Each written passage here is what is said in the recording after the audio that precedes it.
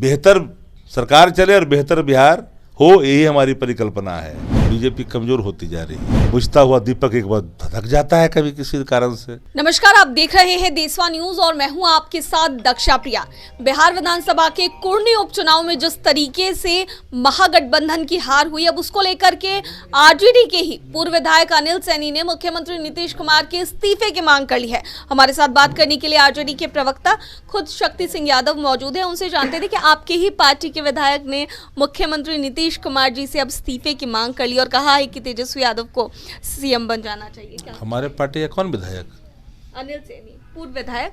हमने कहा तो पूर्व विधायक जी अपनी व्यक्तिगत राय रख दिए। वो अब कोई दुख होगा मन में, कोई पीड़ा होगी, अब बोल दिए हैं तो पार्टी की राय थोड़ी है। ये पार्टी की राय साफ है जी।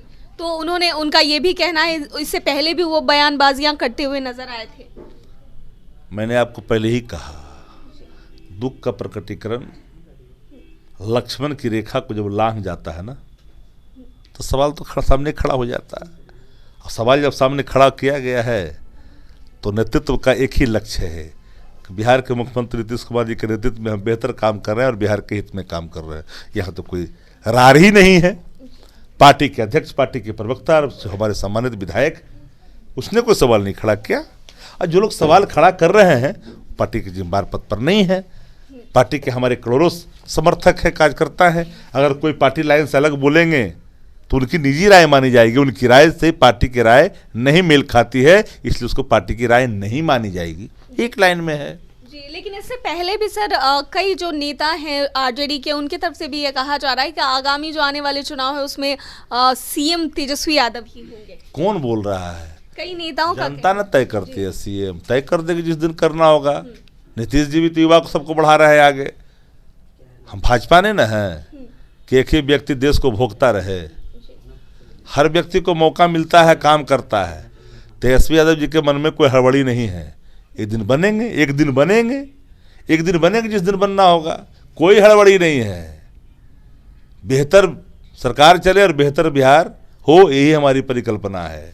अच्छा सर, जिस तरीके से 3 उपचुनाव हुए बिहार में, बिहार विधानसभा के, और उसको लेकर के अब बीजेपी का कहना है कि 2 जगहों पर बीजेपी ने जीत दर्ज की, एक पे आरजेडी की जीत हुई, लेकिन फिर भी ज्यादा वोटों का अंतर नहीं रहा। तो इसका मतलब ये है कि बीजेपी जो है वो मजबूत होती जा रही है। आप गलत सोच रहे हैं। बीजेपी कमजोर होती जा रही है, ये बीजेपी का कहना है। अब सुन तो लीजिए ना। 15 में बीजेपी गोपालगंज और कुर्नी दोनों जीत गई थी। 12,000 से जीती थी, इस पर 73,000 से जीत गई। कहीं ना कहीं हमारे प्रचार में या हमारे और किसी चीज़ों में कहीं चूक तो नहीं हुई, उसकी तो हम जांच कर ही रहे हैं। अगर उसके कारण अगर जीत गए हैं तो मुगालते में रहने की ज़रूरत नहीं। उनके लिए खतरे की घंटी है। बुझता हुआ दीपक एक बार धधक जाता है कभी किसी कारण से, तो बुझते हुए दीपक के धधक ही जाता पूरा। पत्रकार को पता नहीं है कैसे जीत गया, वहाँ के लोगों को पता नहीं काहे जीत गया, और पोलिटिकल पार्टियों को पता नहीं क्यों जीता है। भाजपा परेशान किस लिए? इसलिए ना कि हम किस कारण से जीते हैं। अगर वो कारण नहीं होता तो हम कहाँ जाते? सुपड़ा साफ होता। अच्छा, कहीं ना कहीं सर ये भी कहा जा रहा है कि वो आरजेडी की सिटिंग सीट थी और इसके वजह से वहां पर जेडीयू को जो सीट दे दी गई, इस वजह से कहीं ना कहीं हार का कारण है। यही कहीं न कहीं अगर मगर ये सब राजनीति में नहीं चलता। राजनीति सामयिक निर्णय के प्रतिफल से चलता है।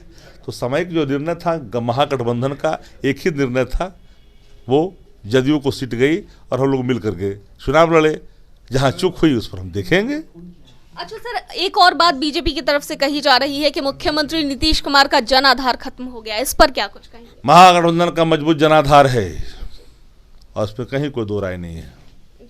तो ये थे हमारे साथ आरजेडी के प्रवक्ता शक्ति सिंह यादव, जिन्होंने क्या कुछ कहा वो आपने सुना। देशवा न्यूज में फिलहाल के लिए सिर्फ खबर दिखाना देशवा न्यूज का मकसद नहीं।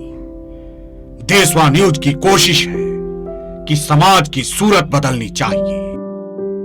देशवा न्यूज पर वीडियो देखने के लिए लाइक करें, सब्सक्राइब करें, साथ ही बेल आइकन दबाना न भूलें।